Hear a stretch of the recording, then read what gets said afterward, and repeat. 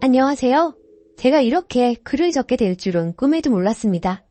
요즘 제게 제 3식으로는 이해할 수 없는 일들이 생기고 있어 조언 구하고자 여기에 글을 남깁니다. 저는 결혼 6년 차인 남편이고 4살짜리 딸아이 하나 있습니다. 아내는 결혼 전부터 처가와 사이가 좋았고 저희 본가 아버지는 고집이 세시고 가부장적이셔서 저와는 사이가 좋지 않습니다. 그래서 결혼 전부터 처가와 아내 사이가 좋은 것이 미래 아이에게도 좋게 보이겠다고 생각해 처가와 사이가 좋은 것을 나쁘게 생각하지 않았습니다. 중간에 서운한 것이 크고 작게 있었지만 처가 입장에서도 저는 늘 부족한 사위이니 그 이전에 있던 서로의 서운함은 각설하고 사실적으로 있었던 일들만 쓰도록 하겠습니다. 우선 배경을 적어보자면 저는 외아들로 부모님 2분이 계십니다. 제가 20살 때 아버지 사업이 망하셔서 집안이 여유롭지는 않습니다. 처가는 장인어른, 장모님, 처형, 형님 이렇게 계십니다.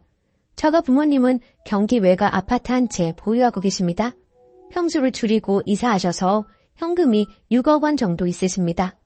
사건의 발달은 저희 아이가 태어날 무렵 처형이 여행 관련 사업을 하겠다고 나서면서부터입니다. 여행 관련 사업은 예시이고 혹시 몰라 자세히 적진 않겠습니다. 갑자기 사회생활도 해본 적 없는 처형이 사업을 하겠다고 하여 걱정도 되고 의아했지만 처형은 한다면 하는 성격이라 다 큰 성인들이고 꼼꼼하시니 알아서 하겠거니 했습니다. 근데 어느 순간 사업 규모가 커지기 시작했고 처형의 자산보다 더 많이 커지기 시작했습니다. 참고로 저희 아파트와 비슷한 금액대나 저희는 대출이 1억 7천 정도 있었습니다. 그래서 아내에게 처형 사업 규모가 커지고 있는데 내가 보기엔 장모님 장인어른이 6억을 빌려주신 것 같아 하였고 아내는 에이 아니야 그럼 나한테 말했지 라고 하더군요. 그래서 제가 규모가 매우 커서 처형네 형편으론 어려웠을 거야 라고 했었습니다. 이 얘기를 아내에게 한 이유는 평소 아내와 처형의 차별을 느껴왔기 때문입니다. 한 예로 가족 식사 때 아내가 샐러드를 무척 좋아하고 양쪽 테이블에 샐러드가 한 접시씩 있었는데 아내가 화장실 간 사이 아내 앞에 있던 샐러드를 처형 쪽 테이블에 두더라고요. 처형 쪽 샐러드 접시에는 샐러드가 절반 이상 있었고 더 달라고 해도 될 상황에서 처형이 동생 먹게 두라고 하니 아쉬워하며 다시 자리에 두더라고요. 외동인 저로서 아내가 그런 차별을 당하는 게 이해되지 않았습니다.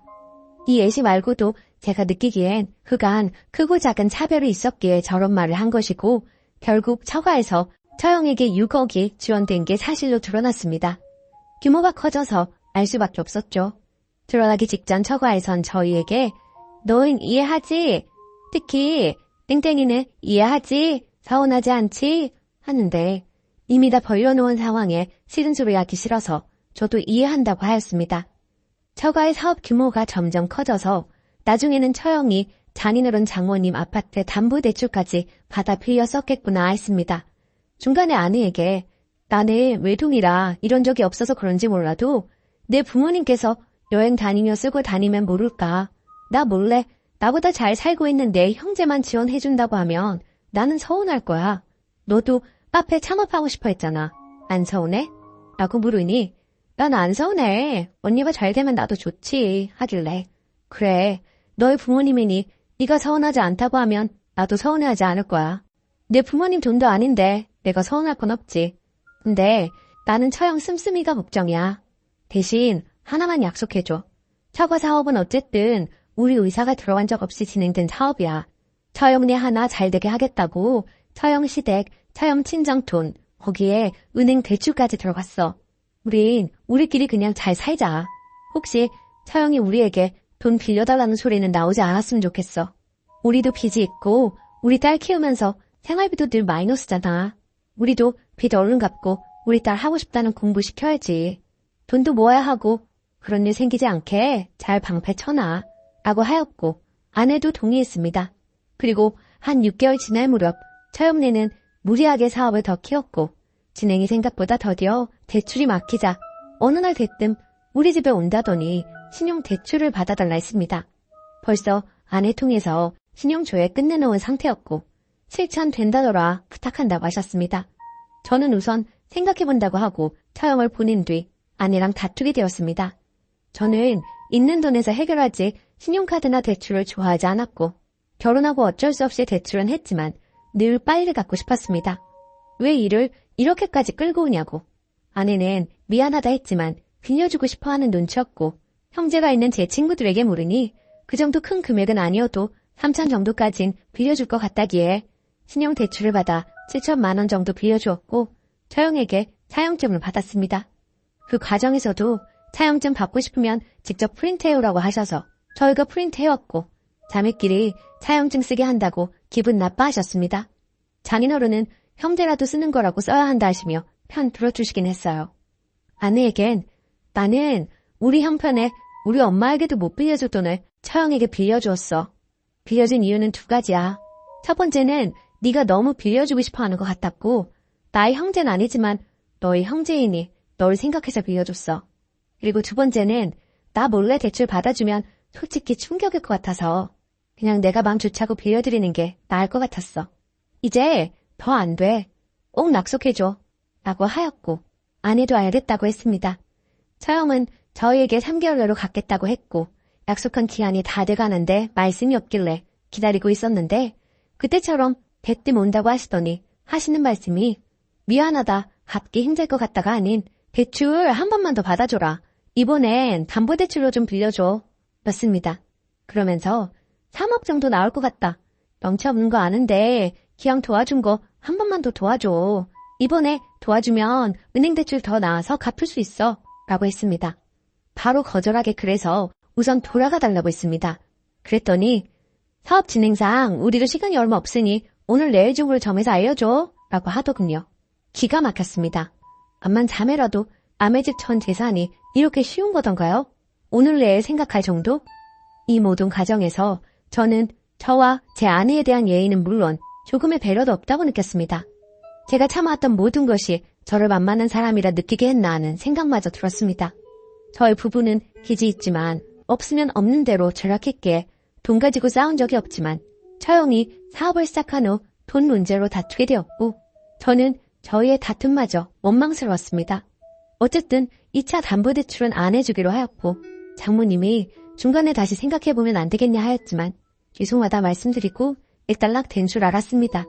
그런데 그 시점에서 4개월이 지난 어느 날 처형은 저에게 2개월 뒤엔 돈을 갚겠다 고마웠다 하시며 요즘 생활비 부족하다며 도움됐으면 좋겠다며 200만 원을 주셨고 빌렸을 땐 그깟 돈 7천 빌려주면서 차용증까지 쓰나 싶은 느낌을 받았는데 지인에게 얘기하니 형제끼리도 7천은 적지 않다고 들어서 잘해주시는 건가?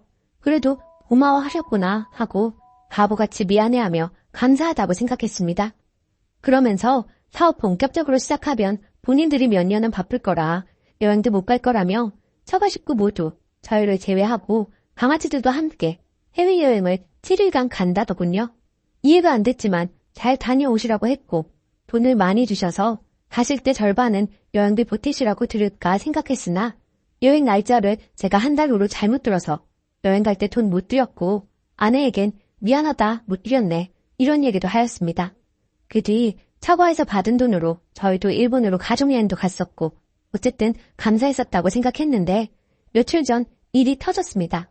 친구와 일과 관련해 이야기하다 보여줄 것이 있었는데 스샷을 뜰 수 없도록 앱이 막혀 있어서 아내 카톡으로 들어가 제 핸드폰 화면을 찍어서 제 카톡으로 보내고 나가려는데 처형과의 대화 목록이 있길래 다음 달이면 끝이네. 사업이 계속 지연되었는데 잘 돼 가시는 건가 싶어서 들어가 보니 아내가 처형에게 대출이자 갚으라고 매달 이자 관련 대출 문자 내용을 보내는데 은행이 2개인 겁니다. 분명 대출이 하나인데 2개. 이게 뭐냐니 아내가 미안하다며 사실대로 말하는데 추가 대출 저 몰래 받아서 또 해줬네요. 추가로 5천 받아서 총 1억 2천이요. 아 진짜 배신감 들고 사람을 두고 기만한 것 같습니다. 몸이 부들부들 떨리더라고요. 사람을 얼마나 만만하게 맡길래. 아내 핸드폰과 제 핸드폰에 자동 녹음이 돼서 들어보니 시기가 제가 거절하고 바로 뒤더라고요. 처형이 제 아내에게 연락해서 대출 알아봐주고 제가 출근한 날 형님이랑 와서는 아내 휴대전화기로 추가 대출 가능한 걸 찾아서 대출받아 갔더라고요. 아내는 금융이나 부동산이든 모든 관련 지식이 전혀 없게 처형이 추진으로 진행된 거겠죠. 참, 아파트가 공동명의라 제 동의 없인 담보대출이 되지 않으니 아내에게라도 대출 받으셔야 했었나 봅니다. 제 의견은 애초에 중요하던 게 아니었더라고요. 또 다른 녹음 들으니 퇴직금 건드니 많이 이 소리도 했더라고요. 녹음 파일을 들은 건 2차 대출이 저 몰래 하겠다고 아내가 차용증마저 안 썼기에 증거가 필요했습니다. 저에게 들킬까봐 핫톱 내용엔 별말 없었거든요. 제가 알고 나서 저는 더는 처가에 가지 않겠다고 했고 이혼 생각이 들어 검색해보니 명백한 이혼 사유였습니다. 그간 이것 말고도 이혼 사유가 더 있었기에 아내는 알겠다고 다 맞춰주고 이런 일이 다시는 없을 거라고 미안하다 합니다. 저는 처가 가족 단톡방을 나갔고 연락이 와도 안 받을 생각이었으나 하시지도 않았고요. 처가에서는 아내에게 사위에게 미안한 일이기는 한데 사위인 제가 가족 톡방 나가고 모임에 참석 안 하겠다고 한 건 잘못이라고 하시네요. 다들 제가 힘들어서 나간 거라고는 생각을 못 하시고 그저 책 잡을 생각만 하시는 건지 처가에선 아내가 참 중간에서 힘들겠다면서 제가 못 살게 굴까봐 걱정이신 듯합니다. 처형은 아내에게 장인 장모님은 아는 걸로 되어 있느냐 우리가 잘못한 거긴 하지만 너 남편한테 기죽지는 마라 등등 그 와중에도 제 걱정들은 없었더라고요. 장인 장모님은 그저 처형 걱정뿐입니다. 그 다음이 아내 걱정이고요. 쓰다 보니 긴 글을 썼는데 현재 제가 더 화가 나는 건 처가 식구들은 물론 아내마저 제가 상처받은 거에 비해 지금 이 일이 그다지 큰일 아니라고 생각한다는 겁니다. 아마도 갚으면 된다고 생각하는 것 같습니다.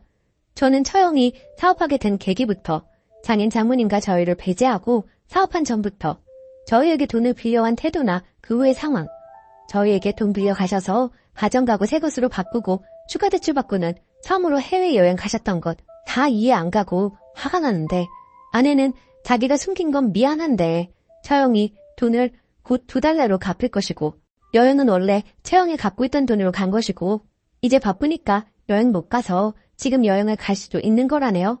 저는 사람이 남에게 돈을 빌릴 정도로 급한 거면 여행 가는 건 말도 안 되는 거라는 입장이고요. 아내는 자기 가족 나쁘게 말했다고 화냈다가 어쨌든 미안하다고 사과했다가 합니다. 그런 와중에 저는 그 일을 안 순간부터 잠도 못 자고 처가 가족 모두가 저를 속였다는 것에 화가 나는데 아내는 미안해서 눈치를 보고 잘하려고 노력하다가 제가 화를 내면 언제까지 이럴 거냐고 자기를 안 믿는다고 화를 냅니다. 저는 이 부분 또한 아내의 힘듦은 아내와 처가 가족이 선택한 몫이고 저는 제가 당했다는 처지인데 아내는 돈이야 갚으면 되는 거지 저희가 피해본 것이 없다고 생각합니다. 제가 알게 된 지 이제 열흘입니다. 저는 지옥 같은데 아내에게 되게 큰 상처를 받았는데 아내가 저러니 아이고 뭐고 이혼 생각이 듭니다. 비유하자면 학폭 당했는데 피해자에게 하지 말아라 화내니 가해자도 방관자들도 때린 건 잘못인데 너는 왜 화를 내니 상처 치료해주면 되잖아 이런 느낌이네요. 제가 화가 나도 아내에게 다시 얘기하면 안 되는 건가요? 반대여도 저는 아내의 화가 풀릴 때까지 들어줄 것 같은데 아내는 아니래요. 그만 나라래요. 저는 대출 안 할 거고 믿으래요. 제가 화가 나도 아내와 살 거면 아내 말대로 참아야 하는 건가요? 제가 공감을 잘하는 편이라 얘기를 많이 들었는데 처형이 사업하고 난 후 일은 1에서 100까지 이해가 안 갑니다. 이해하려고 떠올릴수록 모두가 나를 속였다는 것에 화가 납니다. 평소 한 달에 1번에서 3번 매번 만나왔는데 그 모든 순간 난 그들에게 가족이 아니었고 아내가 참 바보 같고 밉습니다. 제가 진짜 문제인가요? 저만 참으면 되는 건가요? 아내를 진심으로 이해할 수가 없어 힘드네요. 제 3자에게 보여주고도 모른다면 저도 아내와의 관계가 포기가 될 것 같습니다. 저는 그저 저희끼리 잘 살고 아이 잘 키우고 서로 신뢰하며 살아가는 걸 바랬는데 이렇게 힘든 일인 줄 몰랐네요. 꼭 조언 부탁합니다. 후기. 오랫동안 힘들었네요. 댓글에서 90% 이상은 이혼하라고 하셨고 결국 이혼했습니다. 그 과정에서 끝까지 저에게 배려 없는 아내, 식구들과 특히 아내에게 오만정이 떨어졌고 살도 10kg가 빠졌네요. 이혼 선언했을 때도 자기 딸만 걱정하지 누구 하나 저에게 미안하다는 사람 없었습니다. 마지막에 아내는 제 바지가랑이 잡고 울긴 했네요. 결국에는 소송으로 갔고 모든 귀책 사유가 아내와 아내 식구들에게 있기에 위자료까지 받았습니다. 양육비도 받고 있고요. 그동안 정신적으로 너무 힘든 시간이었네요. 아이 때문에 버텼던 것 같습니다. 일주일에 한 번씩은 엄마를 보여주는데 저는 그마저 그 얼굴 보고 싶지 않아 마주치지 않아요. 얼른 모든 현실을 받아들이고 제 마음이 편안했으면 좋겠습니다. 아직까지는 좀 상처거든요. 모든 조언과 걱정 감사했습니다. 댓글: 이혼하세요. 저 변 못 고쳐요. 아내는 차별받는 자녀고 자기 거 가져다 바쳐야 식구들이 알아주니까 저렇게 안달복달 가져다 바치는 겁니다. 처형한테 1억 2천 못 받아요. 제정신으로 사업하는 사람들은 여기저기서 대출받았는데 가정가구 바꾸고 해외여행 안 갑니다. 남의 돈으로 쉽게 사업하니까 돈이 우스운 거죠. 본인 대출 막혀서 부모 돈에 결혼한 동생네 돈까지 끌어쓰는 건 이미 막장이란 거예요. 서로 차영네 사업이 잘 되더라도 쓰니네 돈은 자기들 할 거 다 하고 마지못해 적선하듯이 몇백씩 던져주다 끄트머리 남기고 몇 년 끌면서 안 줄 거예요. 우리 친정이 그런 식으로 고모네한테 당했어요. 지금 아내 반품하고 양육비나 잘 보내라 하세요. 처형네 사업 망하면 처가 부모도 쓰니 차지겠네요. 댓글 2. 아내가 멍청하네요. 본인 이용 당한 것도 모르고 가족이라고 이용 안 하는 줄 아는데 가족이 더해요. 6억이나 하는 돈 끌어쓰고 1억 2천이나 더 빌린 거 보면 답 안 나오는 사업 같은데 빨리 받아내고 돌싱 각오하심이 좋을 듯합니다. 아내분도 답 없네요.